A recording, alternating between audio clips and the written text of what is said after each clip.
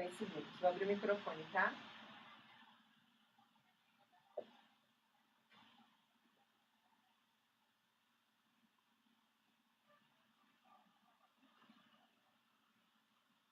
Agora sim, devidamente online lá no Facebook, então você já pode acompanhar nosso bate-papo com a Ju Arve e aproveitar para participar. facebook.com/papo com elas oficial. E também pelo WhatsApp 953891984.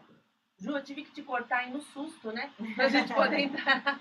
Mas é assim, todo mundo que vem aqui, a gente engata na prosa, menina. Depois pra parar é uma loucura. Imagina. Mas vamos lá. Juliana Arve tem 22 anos, é isso, Ju? Isso. Atualmente reside na zona norte da cidade de São Paulo e começou criando as redes sociais para uso pessoal. No início do seu descobrimento como uma mulher lésbica, usava as hashtags para descobertas de outras mulheres e de eventos LGBTs. Até que uma página viu uma foto que ela postou e pediu para publicar em seu site. Com isso, ela alcançou seus primeiros 10 mil seguidores. E foi aí que percebeu que era possível se tornar influenciadora e levar o movimento LGBT para mais pessoas. Que história foi essa, Ju? Que loucura! É que assim, eu pelo menos, eu convivia num meio muito heteronormativo, né? Então todos os meus amigos eram héteros, todas as minhas amigas eram héteros, a gente frequentava só lugares héteros. E quando eu comecei a me descobrir, eu não tinha contato com o público LGBT, não tinha contato com lugares LGBTs, nada, era totalmente no escuro. E aí eu comecei a usar hashtag justamente para atrair isso, né, para descobrir, ver, que eventos vai ter e tal. Comecei a entrar bastante em grupo de Facebook também. E aí, a partir disso, eu fui conhecendo gente, fui fazendo amizade. Hoje em dia, meu ciclo é basicamente 95% LGBT e os lugares que eu frequento também. Ai, que bacana. É aí que você começa a perceber o quão importante é dar esse espaço, né? Essa voz para que esse público possa também falar sobre seus deveres, sobre seus direitos, sobre os seus desejos, né? Em relação ao nosso país, não é mesmo? Exatamente, até porque se a gente não tem essa voz e essa visibilidade para poder falar, a gente abre espaço justamente para que as pessoas que não fazem parte desse meio tirem suas conclusões e saem espalhando barbaridades sobre um movimento que ninguém conhece, ninguém nunca ouviu falar. Então, dar voz para isso é extremamente importante. Fica todo mundo muito na base do achismo e ninguém tem fato concreto para poder debater com argumento, né, Ju? Porque isso que é importante. Ninguém é obrigado a aceitar ninguém, mas é preciso respeitar as diferenças, não é mesmo? Exatamente. É isso aí. Bom, então vamos começar perguntando como que surgiu a ideia de você virar influenciadora. Porque até aí, até esse momento aí que esse site publicou a sua foto, você era mais uma pessoa normal se descobrindo numa opção sexual diferente das outras pessoas, é isso? Exatamente. Então, isso começou a tomar uma proporção que eu não esperava e não ficou só nos 10 mil seguidores, virou 20, virou 30, virou 40. E aí quando eu cheguei nos 40, meu público começou a me pedir muito para fazer um canal no YouTube. E eu falei assim, pô, por que não, né? Aí eu fiz, mas assim, muito sem levar a sério, sabe? Só vou fazer por hobby. E quando eu gravei meu primeiro vídeo, eu percebi que era o que eu amava fazer, porque ali... Se encontrou. Exato, me encontrei. Foi tipo o amor à primeira vista. E aí eu comecei a fazer isso, começou a me gerar muito resultado e comentários muito positivos sobre o meu trabalho. E hoje em dia eu só invisto cada vez mais e mais nisso. Eu faço curso de mídias sociais, o que sai sobre o YouTube, Instagram, na internet. Eu sempre estou ali lendo e acompanhando para ficar por dentro. Porque é muito difícil a gente ocupar espaços onde as pessoas não estão acostumadas com esse público. Então, quando a gente começa a ocupar esses espaços, ainda tem muita galera... Opa, peraí, calma. O que está acontecendo? Ainda tem muito estranhamento das outras pessoas, porque a gente é acostumado a não ver isso como uma coisa normal, justamente para a gente só ver coisas feitas para pessoas heterossexuais. Exatamente. Agora, Ju, qual é o tipo de conteúdo que você posta no seu YouTube ou nas suas redes sociais? Quando você fala dos 40 mil seguidores, é Instagram, certo? Isso. Então, que tipo de conteúdo você posta lá e que você faz hoje para o seu canal do YouTube?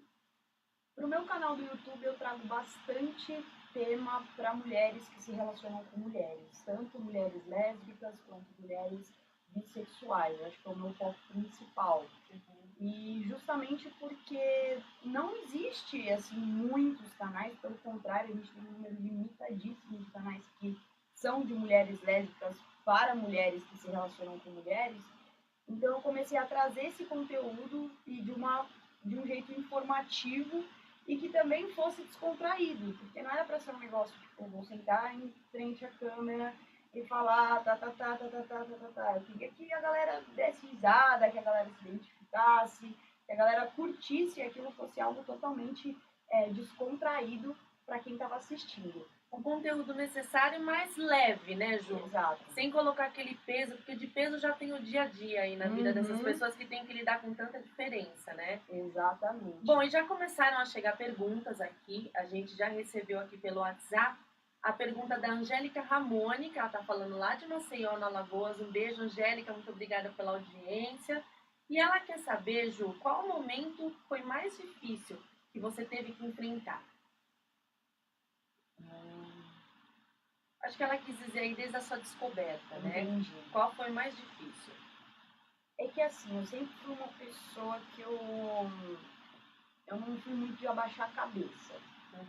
Então, mas eu já perdi muitas oportunidades aí, coisas que eu olhei e falei, caramba, isso me abriria muitas portas na minha carreira, mas mesmo assim eu não dou o braço a torcer, porque eu acho que a gente tem que justamente resistir para ocupar espaços em como nós somos. Mas já recebi uma proposta de um reality show que eles queriam que ao invés de lésbica colocasse bissexual. Ah, tá. E eu falei assim, olha, colocar, você pode até colocar, mas eu já tenho um certo público na internet, onde as pessoas sabem que eu sou lésbica, e chegando lá no reality, isso vai ficar ainda mais nítido. Então eu acabei perdendo essa oportunidade por conta da minha orientação sexual. Mas aí é aquela coisa que você está falando, você preferiu manter o seu valor, né? Porque esse é um valor teu, você tem a sua opção, tá? Você tá certa. Quem não tá certo é muito eles que estão meio, né? Sem saber o que pede lá. Mas enfim, ô Ju, na sua experiência, né? Até porque hoje você mesma falou que 90% dos seus amigos são da comunidade LGBT, qual você percebe ser o principal desafio para quem sente que não é heterossexual e que ainda está enfrentando esse dilema de devo sair do armário ou não, devo abrir para todo mundo a minha opção ou não? Qual que é o maior medo, o maior desafio dessa pessoa? Eu acho que é muito o medo do julgamento.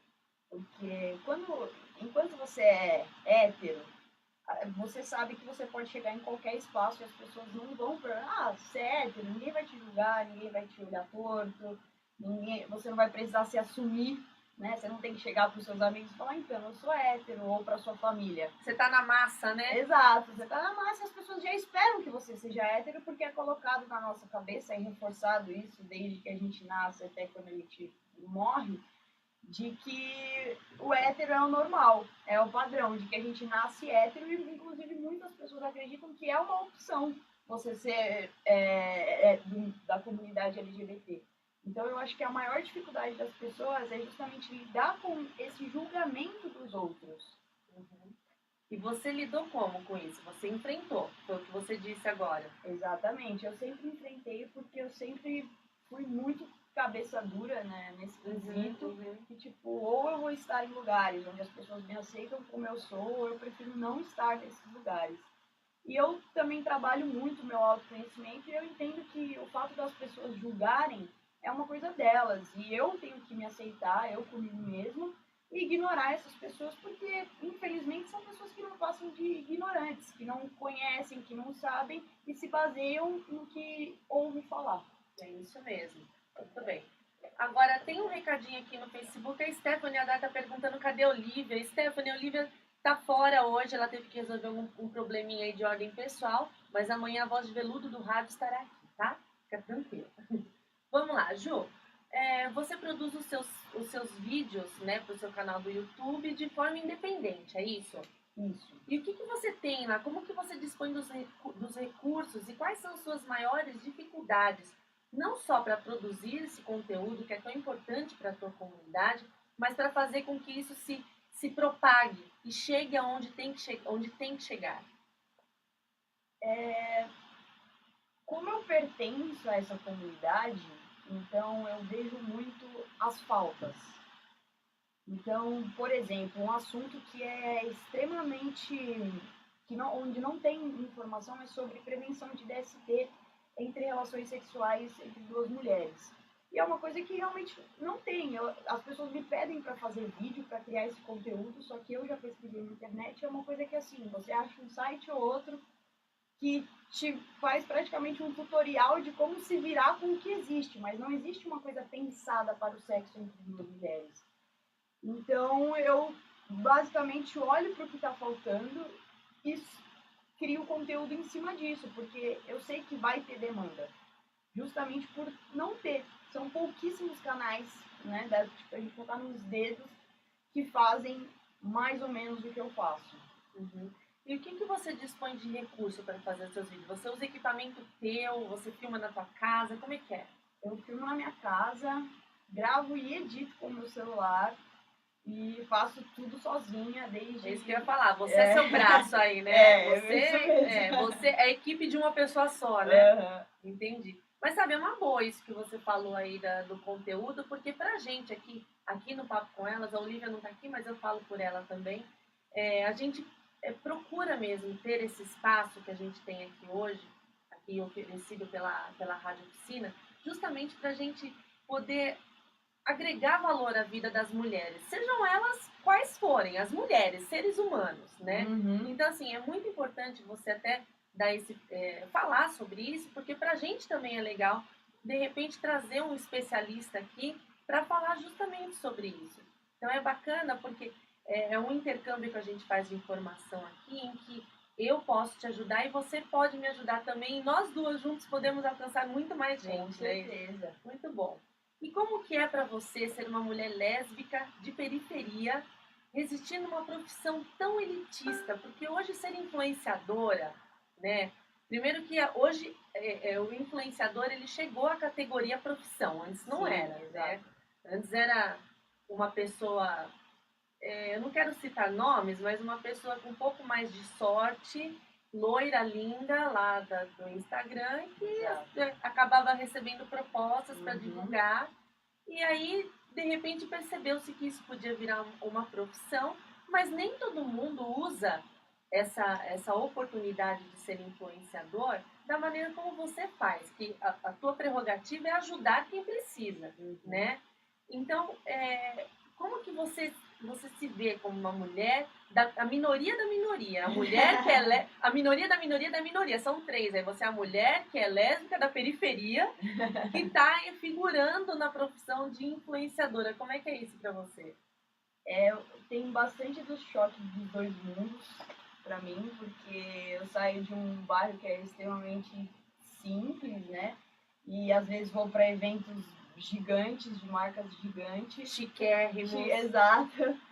Mas eu acho que a internet ela vem justamente para isso, sabe? Para dar visibilidade para coisas que a televisão, por exemplo, não dá.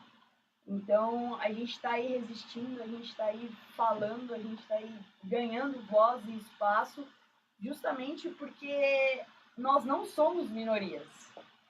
A gente é taxado como minoria, mas nós não somos. Se juntar todo mundo aqui, ó, a gente vai ser, na verdade, muito grande. Então, eu trabalhei muito para conseguir conquistar certas coisas que realmente para a maioria das pessoas maioria não, né? Mas para a maioria dos influenciadores é fácil, porque a maioria dos influenciadores realmente vem desse padrão que você já falou, né? Que a pessoa ela já vem de uma família que tem uma condição financeira boa, aí ela tem condições de comprar uma câmera boa, ela tem condições de comprar um tripé bom, ela tem condições de comprar equipamentos de luz, ela tem condições de ter um bom notebook, ela tem condições de ter um bom editor de vídeo, ela tem condições até de contratar alguém para editar os vídeos. Então, tudo isso, querendo ou não, faz com que exista uma desigualdade, porque a pessoa que ela tem uma maior capacidade financeira para adquirir melhores equipamentos, claramente ela vai se destacar mais. Porém, hoje em dia, com a força da internet e essa busca por representatividade, eu que trago um conteúdo um pouco mais simples, como por exemplo algo gravado e editado pelo celular, ainda assim eu consigo ter espaço na internet porque as pessoas se identificam e também consomem o conteúdo onde não tem. Então, o meu foco sempre foi ajudar a trazer representatividade e eu tenho visto o resultado disso baseado no meu canal, no meu Instagram e o quanto as pessoas hoje em dia estão atrás disso e como tem demanda para isso. Então, mesmo existindo muitos influenciadores que usam isso de um meio fútil, e tá tudo bem. Cada um no seu quadrado. Cada um no seu quadrado, exato. Eu ainda tento trazer assim de uma forma, não, peraí, eu quero ajudar, porque eu acho que a gente está vivendo num mundo onde as pessoas estão cada vez mais egoístas, cada vez eu no meu. Então, se você quer um mundo diferente, você tem que fazer um mundo diferente. Para você fazer um mundo diferente, você tem que começar por você. Você dá o primeiro passo e o universo te ajuda. Exatamente. Isso é uma frase que eu tenho ouvido direto. Agora, Ju, você falou que o teu conteúdo é um pouco mais simples. Na verdade, o que você quis dizer é que a forma de fazer esse conteúdo é mais simples. Exato. Mas o conteúdo é muito mais relevante. É por isso que você acabou ganhando espaço. Inclusive, a Angélica Ramone, lá de Maceió, ela mandou outra mensagem aqui. Ela pergunta assim, como você se sente sendo essa pessoa incrível? Aí ela falou que realmente o conteúdo do seu canal é muito bom e que ajuda muita gente e que espera que o seu canal cresça cada vez mais. Tá vendo como você faz a diferença? Maravilhosa. É isso aí. Você recebe muito esse tipo de feedback, Ju? Sim, muito. E eu amo. É gratificante, Nossa, né? demais. Eu acho que o reconhecimento é fundamental até pra gente saber que a gente está na direção certa e pra gente continuar fazendo o que a gente faz e buscando cada vez melhorar. Muito bem, a gente vai continuar esse papo com a Ju Arve aqui, falando sobre a representatividade LGBT, depois do comercial. Fique aí, participe pelo facebook.com/papo com elas oficial ou mande perguntas para o nosso WhatsApp, 953891984. A gente já volta. Deixa eu passar aqui.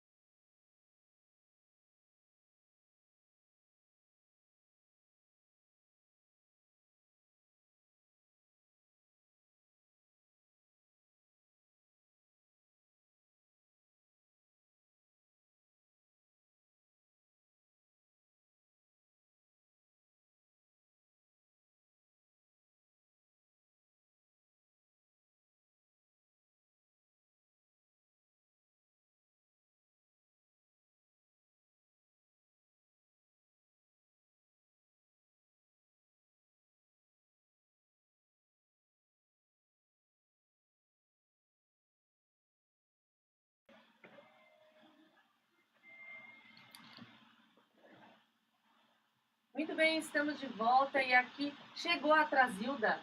Pamela, chegou aqui a nossa produtora que veio falar um pouquinho com a gente também. Tudo bem, Pam? Tudo bem.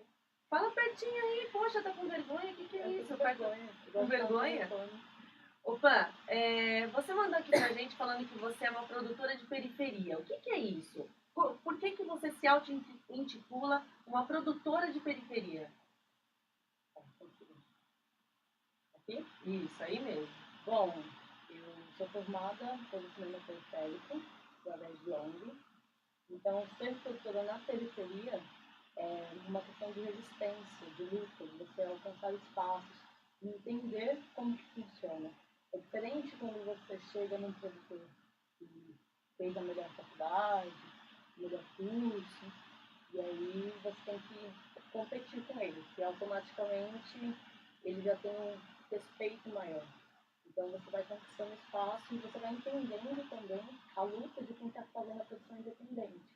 Sem dinheiro, com celular, com uma câmerazinha antiga. Então você passa por essas dificuldades e começa a valorizar mais quando você vê um crescimento, quando você tem um retorno. Tudo se torna mais difícil.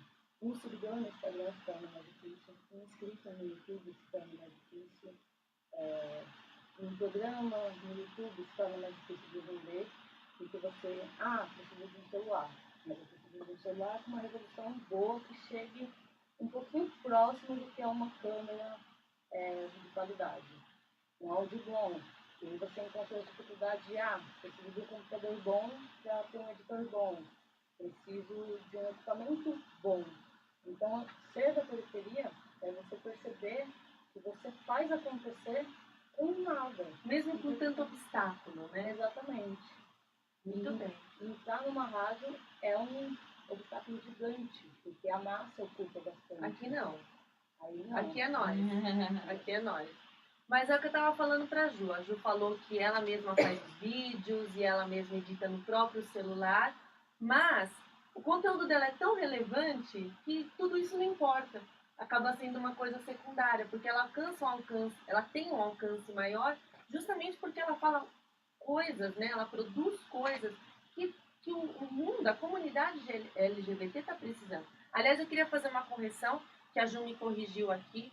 Eu falei opção sexual, mas não é opção sexual, é orientação sexual. É isso, Ju? Isso mesmo. É porque a opção da ideia de que a gente escolhe Exatamente. de quem a gente vai gostar, né? E, acho que a gente passa por tantas dificuldades depois que a gente acaba saindo do armário e se descobrindo mais. Com certeza isso não é uma opção.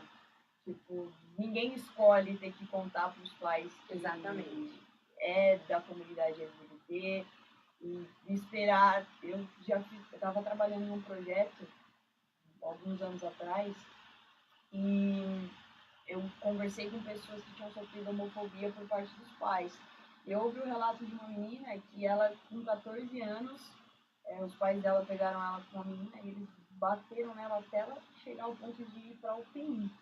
Só para você ter uma noção assim do que muitas pessoas que passam por esse processo de se assumir enfrentam ou têm bastante medo de enfrentar. É complicado mesmo, né? Então fica a correção, não é opção, é orientação sexual. Ju, a Lívia Bissaro, ela te mandou uma pergunta aqui. Lívia, depois você manda aqui para mim no WhatsApp de onde você está falando, é prefixo 31. Ela quer te mandar uma pergunta. Ela falou o seguinte: quando você começou a fazer vídeos, você imaginou que conseguiria toda essa influência e que ajudaria tanta gente? E ela aproveitou para mandar falar que ela te ama demais. Beijo, Lívia. Feliz que você está aqui assistindo a gente, ouvindo a gente, né? Então, eu tinha uma vontade muito grande de... No começo, assim, eu estava sonhando com o que eu estou vivendo hoje. Então, mas era só um sonho. E eu ainda tinha muito pensamento naquele momento onde você tem zero retorno, você não tem expectativa, você tem que ir na fé mesmo. Eu tinha desejo, mas eu não tinha uma certeza. Hoje em dia que eu estou colhendo mais os frutos, eu carrego uma certeza dentro de mim de que eu vou conseguir conquistar cada vez mais espaço, mais visibilidade. Mas naquela época era só o sonho. Legal, mas você viu que pelo assim, um pouco tempo que a gente está aqui, já vieram várias mensagens falando a mesma coisa, que você ajuda muita gente. Então, isso daí se você partindo dessa premissa, tudo que você fizer será muito bem-vindo, pode ter certeza, viu, Jô? Jô, como você enxerga os seus privilégios como mulher branca ao lado de mulheres lésbicas negras? Existe também essa diferença, mesmo dentro da comunidade LGBT?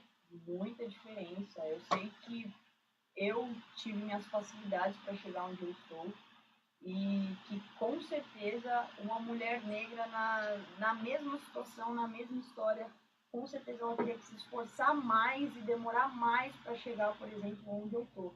Porque além dela lidar com o fato da homofobia, além dela lidar com o fato do machismo, ela também lida com o fato do racismo. Então você junta aí duas criminalizações, né, que é a criminalização da comunidade LGBT e a criminalização da cor. Então, para uma mulher negra, lésbica, por exemplo, ocupar o espaço onde eu estou ocupando agora, eu não tenho dúvida de que ela teria que se esforçar mais. Óbvio que meus privilégios me ajudam e com certeza vão continuar me ajudando, mas eu quero fazer com que os lugares onde eu chegue eu abra espaço e portas para que essas pessoas, e principalmente mulheres negras, que eu sei que têm ainda menos oportunidades, também ocupem. Eu quero ser a pessoa que abre portas para que outras pessoas cheguem. Eu não tenho esse negócio de competição. Para mim, a gente tem que se ajudar, a gente tem que crescer junto, porque é importante a gente ter essa união. Agora você, como a produtora da periferia, é pior ainda, na periferia, a mulher lésbica, negra e artista? Se torna mais difícil. Se torna mais difícil porque você vê muita mana negra, preta, que tem um som incrível e as portas se tornam difíceis. Porque você vai vender um show de uma mana preta, então tem a questão racial. Você vai vender a música da mana preta, então o cara fica, uma mana preta, às vezes você pega uma mana preta que tem umas questões de pegar o profundo, a sua essência, através da espiritualidade. Então essa mana preta, ela canta isso, não gosto. Então entra, às vezes, até a religião mesmo. E por ser da periferia, porque as pessoas acreditam que estar na periferia é ruim, mas não é. É aquela coisa do marginalizado, né? Exatamente. Tem muito disso, né? Eu acho que até, fazendo uma introdução aqui, eu sempre questionei muito meus privilégios, né? Até isso começou quando eu me relacionei com uma mulher negra e bissexual. Então ela me abriu muitos olhos para muitas coisas nessa questão racial. E, inclusive, eu tomei percepção e eu comecei a pensar em quantos filmes, quantas novelas, quantos comerciais, quantas dessas coisas mais públicas, assim, que acabam indo para as massas, quantas dessas coisas têm protagonistas negros e negras? Então, assim, como é que você quer que essas pessoas, elas não sejam criminalizadas se você assiste novelas onde só pegam pessoas negras para fazer papel de ou é bandido, ou é garota de programa, ou é o assaltante, o traficante. Então você alimenta isso e também você coloca sempre o protagonista, o galã, como homem branco, hétero, que vem de uma família com uma boa condição financeira. Nunca é um homem negro ou duas mulheres negras fazendo um par romântico da novela das 9. Exatamente. Ô Ju, agora eu fiquei com uma dúvida, porque assim, as mulheres, né? Eu como mulher posso falar isso, que há uma competitividade muito grande entre as mulheres. Falta muita sororidade, que é a palavra do momento aí, né? Das mulheres se unirem mais, uma levantar a outra. Tem muito julgamento entre as mulheres. Isso também acontece na comunidade LGBT? Ou a comunidade, justamente por ter essa peculiaridade, estar integrar a mesma minoria, são mais unidas? Eu acho que são grupos. Como é uma coisa que a gente aprende a competir com outra mulher desde que a gente nasce, e tem isso muito empurrado na nossa goela, tem espaços onde as mulheres ainda não têm muita percepção sobre isso, então elas não praticam a sororidade.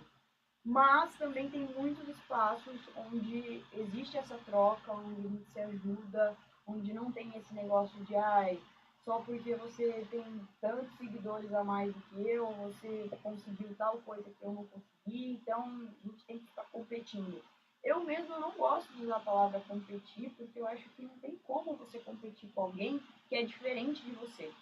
Porque nós temos nossas diferenças, então nunca vai ser uma competição justa, porque você tem pontos positivos fortes e eu tenho outros pontos positivos fortes também. Tem coisas que você vai se destacar e tem coisas que eu vou me destacar.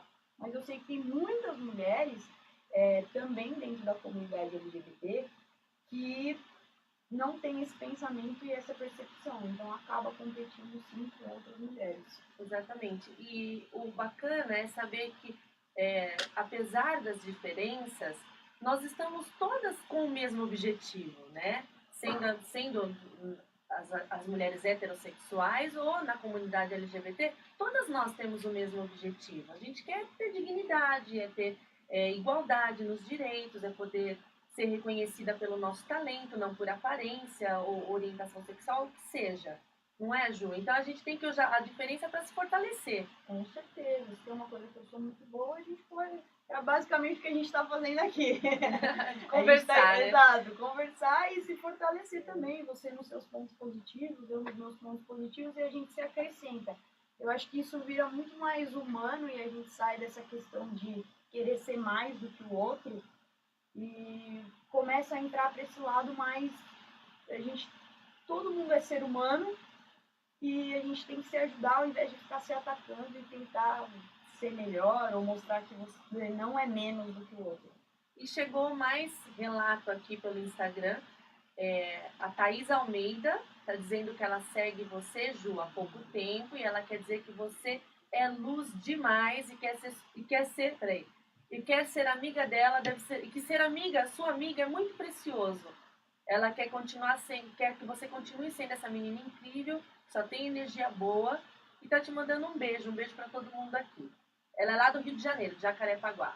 Beijo, Thaís. Beijo para você, beijo pro Rio de Janeiro e muito obrigada pelas palavras. O carinho de vocês é extremamente importante para mim. Eu me sinto muito grata por ter essa troca entre a gente. Ju, quais são as maiores dificuldades em trabalhar com plataformas digitais, como o YouTube e o Instagram? Você já perdeu algum trabalho por ter essa orientação sexual? Como eu amo muito o que eu faço, eu nunca vejo como uma dificuldade, mas eu vejo como um passo a mais no caminho de aprendizado. Então, eu acho que não teve nenhum momento que eu falei assim, poxa, eu não vou conseguir fazer por conta da minha orientação sexual ou perder alguma proposta por conta da minha orientação sexual. Acredito até que pelo contrário. Hoje em dia, como as marcas estão vendo que o público feminino e a comunidade LGBT são públicos que consomem muito, então elas estão cada vez mais em busca de influenciadores e youtubers que alcancem esse público, porque elas querem mostrar que elas também estão dentro da representatividade, mas a gente não pode negar que isso é uma coisa que as marcas só fazem por verem um retorno. Entendi. A sexualidade feminina é um tabu imenso, né? Como você consegue falar sobre isso nos seus vídeos com tanta naturalidade? E qual é a interação do seu público? Eles interagem bem? Interagem muito bem. E justamente, é que assim, eu cresci num mundo, a gente cresceu num mundo muito machista, e ainda mais difícil quando você é lésbica, porque além do machismo tem também a fetichização. Mas eu sempre tive o pensamento, desde que eu tinha meus 12 anos, de que se o homem pode fazer, a mulher também pode. Então eu sempre vi os homens falando com muita naturalidade sobre a sexualidade deles, com muita naturalidade sobre masturbação, com muita naturalidade sobre ficar com outras pessoas e ser livre de julgamentos para isso. Então eu falava assim, por que os homens fazem isso tão bem e as mulheres têm tanto tabu? Então eu comecei a me questionar sobre isso, ao mesmo tempo que eu fui começando a buscar mais sobre mim. E quando eu comecei a me descobrir, comecei a perceber a falta que tinham esses assuntos e comecei a tratar disso no meu canal, porque para mim é extremamente natural. Quem me conhece, minhas amigas, enfim, sabe que eu sou uma pessoa que eu falo sobre sexo naturalmente, porque pra mim é uma coisa natural e tem que ser natural. Eu acho que as mulheres têm que perder esse tabu de princesa indefesa que fica na torre esperando o príncipe e não Esperando pode fazer sempre nada. esperando sempre que um homem venha salvá-la, né? Exatamente. Isso também não é só para a comunidade LGBT, tá? Só eu te Isso falo serve isso. para as mulheres Nossa, em geral. é péssimo você ser tratado. Só por você ser mulher, você já automaticamente ser considerada inferior. Isso aí é péssimo, para qualquer coisa, né? Exatamente. A Olivia, ela não tá aqui no estúdio, mas ela mandou aqui pra gente uma mensagem falando que ontem, é uma pergunta para vocês duas até. Ontem ela leu um relato de um pai que espancou um filho de 3 anos porque o menino havia passado batom. E a Ju falou da menina de 14 anos que foi hospitalizada porque apanhou dos pais ao ser vista com outra menina. A pergunta é, por que para alguns pais o que é suposto, né, o amor incondicional, vai até certo ponto? Vou começar com você, Pan. Bom, eu acredito que quando os pais têm esse tipo de atitude, eles pensam que são proteção, eles pensam que eles estão certos. E isso também parte muito da educação deles. Parte de, olha, no meu tempo, quando eu saía escondido da sua avó, né, ela me dava uma surra. Então eles partem dessa questão de que a agressão vai educar e que você vai andar ali Vai endireitar, exatamente. né? Tipo, eu não quero que você faça isso. Se você não vai na conversa, você vai na palmada. Então, vem muito de uma educação antepassada, que não é a minha educação, que não é a educação do seu filho, da próxima geração. Acredito que hoje tenha um espaço para conversa que antigamente não tinha. Então, eles têm consigo de que a palmada vai educar, de que vai adiantar. E hoje você vê que a conversa vai adiantar, vai aproximar. Então, eu acho que parte muito disso. E você, Ju?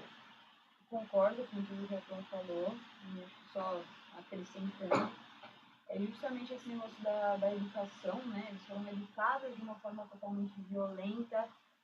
Minha mãe ainda ela é muito nova, então não tive muito problema com isso. Minha família tem uma cabeça muito aberta, assim, para acompanhar mudanças.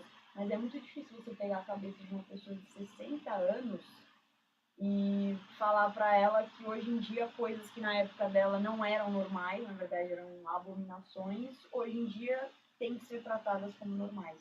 E aí entra novamente a questão que a Pan tinha comentado, que é esse negócio da palmada, do querer educar na marra. Assim, você não adianta eu falar para você, não adianta eu te dar a educação que eu te dei, então eu preciso te bater, te agredir para que isso entre na sua cabeça. Mas hoje em dia, ainda bem, a gente sabe que isso não é solução para nenhuma criança e acho que é isso. Mesmo as pessoas mais velhas, né, como você colocou, nem todas, não dá para generalizar, né, Ju? Tem pessoas que até acabam surpreendendo. Exatamente. Geralmente você vai acabar se eu for contar para minha avó, por exemplo, que a minha orientação sexual é outra, de repente tua avó entende melhor do que tua mãe, né? Com certeza. Então, assim, não dá para generalizar. Mas, via de regra, é isso mesmo que acontece, não tem como. A Thaís, ela perguntou aqui para vocês duas, né? Ela quer saber de vocês como é que foi se assumir para a família. Olha, para mim foi muito tenso, porque eu não cheguei a me assumir para minha família de, olha, mamãe, pai, eu sou lésbica. Meus pais já estavam desconfiando e eu estava entrando em descobrimento, onde estava tudo muito confuso. E aí, um belo dia, eu me vi com uma situação, ou eu me assumia, ou eu não me assumia. Então, mesmo sem ter certeza que eu era lésbica, eu cheguei para minha família e falei, sou. Mas depois eu passei pelo processo de me entender como mulher lésbica. Mas de início foi bem difícil, porque os meus pais faziam a pressão, a minha família fazia a pressão e eu ficava no meio daquilo, tipo, e agora? Porque até então eu ainda me relacionava com homens. Até que um momento eu parei e comecei a me perceber. E quando eu me percebi, eu comecei a confrontar. Aí eu entendi, eu sou isso, sou eu, sou lésbica, e quem quiser me aceitar, aceita, quem não quiser, caguei. E você, Ju? É uma finesse que eu vou te contar. Ju, e você? Bom, comigo já foi bem tranquilo. Eu terminei um relacionamento heterossexual e aí eu fui atrás de descobrir, comecei a me relacionar com mulheres. Eu ainda tinha o pensamento que é o pensamento de muitas pessoas de é só uma fase. E aí eu entrei naquela questão do eu sou bi. E aí eu fui me descobrindo e passando por esse processo antes de chegar pra minha mãe e falar, mãe, então eu sou lésbica. Mas quando eu cheguei pra ela e falei, eu já estava muito certa sobre isso na minha vida. Já tinha passado pelo processo que a Fran passou depois de contar. E minha mãe, ela falou, você tá feliz? Eu falei, tô. E ela tratou isso com toda a naturalidade que tem que ser tratada. Então, quanto à minha família, eu não tive problema nenhum em questão de homofobia, porque até minha avó, assim, que é a mais velhinha, sempre tratou isso com naturalidade. E eu acho que até, como eu sempre fui, jogava bola na rua, fazia coisas que normalmente são atribuídas ao sexo masculino, então quando eu me assumi, acho que não foi nenhuma surpresa, porque as pessoas meio que já subentendem de que uma menina, uma criança, mulher que tem atitudes mais masculinas, ela vai ser lésbica. Então, pra minha família, isso não foi segredo nenhum, pelo contrário. E já chegaram alguns relatos aqui. A Angélica, ela falou o seguinte, quando ela contou para a família dela sobre a orientação sexual, o avô foi o único que apoiou. Como a gente estava falando, né, que nem toda pessoa mais velha é a que vai ser mais resistente. Ela falou que ela não esperava nunca, que ela se surpreendeu. E a Thaís, ela falou aqui o seguinte, que ela tem 26 anos e ela já contou para os pais, mas eles ainda acham que isso vai mudar. É muito complicado para ela, porque eles são evangélicos, e isso acaba piorando a situação. E ela mora com eles, além de tudo. Algum conselho que vocês dão para ela? Assim, tem famílias que aceitam logo de cara, tem famílias que aceitam com o tempo, e infelizmente tem famílias que não aceitam nunca. Eu acho que às vezes a gente acaba absorvendo muita culpa que não é nossa. Então a gente acaba se sentindo culpada por ter nascido da forma como a gente nasceu e ter a orientação sexual que a gente tem. E eu acho que ela deve, assim, se livrar dessa culpa, porque o processo dos pais dela aceitarem ela são deles. O processo dela de se descobrir como mulher lésbica já passou e agora ela está no processo de lidar com o julgamento dos outros perante isso. Mas que é um processo dela e tem que ser leve. Ela não tem que carregar uma culpa pelos pais dela não aceitarem. Ela tem que deixar eles no tempo deles, se colocar à disposição para qualquer dúvida, porque tem pais que gostam de perguntar, querem saber, querem entender, da mesma forma que ela tem que respeitar, caso eles não queiram tocar no assunto. Mas de que isso é uma coisa deles e que não quer dizer, não tem a ver com ela especificamente, é um processo deles. E ela está passando pelo processo dela, que é o máximo que ela pode fazer. Né? Olha, eu acredito que, não sei quanto tempo você assumiu, você deve respeitar o espaço deles. Eles não vão te aceitar no dia seguinte. Meus pais mesmo foram começar a brincar, a falar sobre um ano depois, até 3 anos comigo. Então é também você pegar e não deixar de ser você.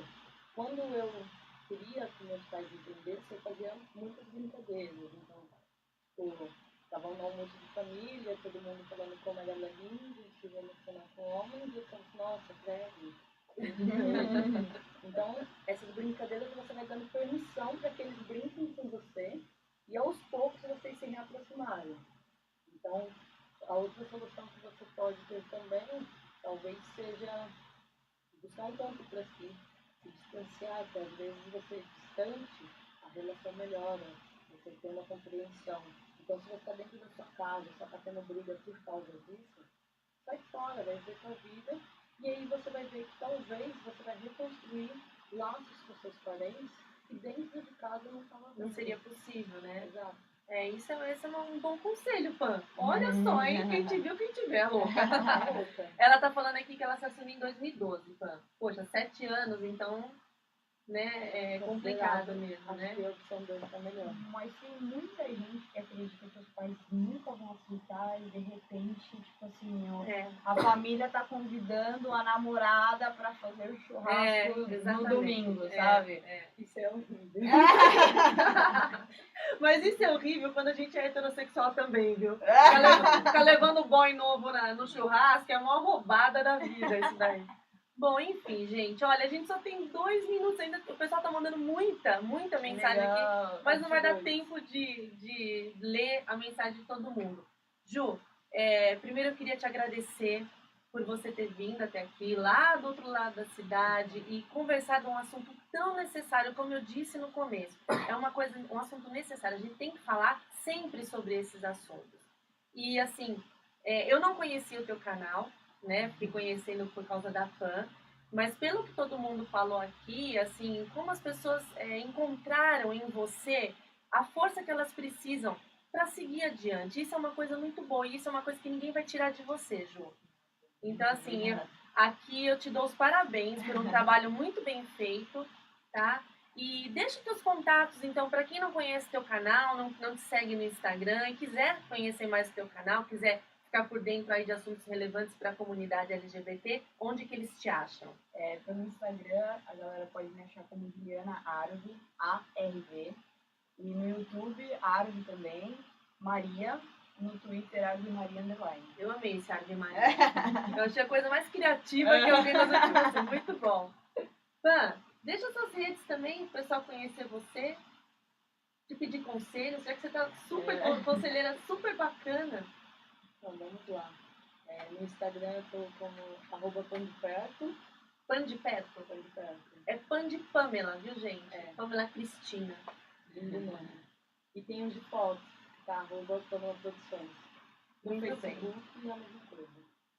Muito bem, gente.